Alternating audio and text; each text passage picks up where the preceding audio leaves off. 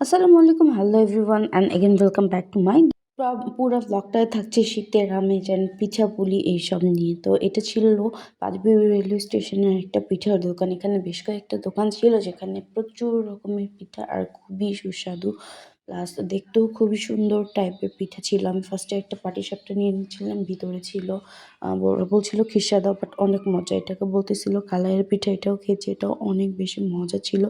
দেন ১ cup দুধ চা স্টেশনে দাঁড়িয়ে খেয়ে নিলাম। আমার সঙ্গে ছিল আমার একটা ছোট বোন।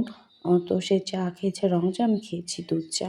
সো এইখানে উনি হচ্ছে আমার দুধ চা এবং রং চাটা বের করছিল, যেটা আমরা দুজন মিলে খেয়েছি। অনেক মজা ছিল। দেন স্টেশনে ট্রেনের জন্য ওয়েট করছিলাম। যাওয়ার সময় গেছিলাম বাসে এবং আসার সময় আসছিলাম ট্রেনে। কারণ আমাদের যে সময় এক্সাম শেষ হয়েছে ওই সময়ই একটা জয়পুরহাটের ট্রেন ছিল। আমরা ওইখানে ওয়েট করছিলাম। দেন বাবুদের জন্য, বাসায় অনেক বাচ্চা-কাচ্চা আছে, বাবুদের জন্য কিছু বুকস নিয়ে নিলাম।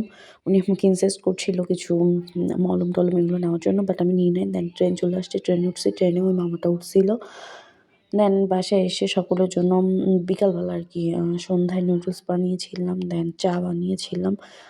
দেন মা বিকালবেলা বাসায় হচ্ছে এই যে চিতাই প্লাস মসলা দিয়ে বানিয়েছিল। অনেক মজা ছিল, ঝাল, ঝাল পিঠা।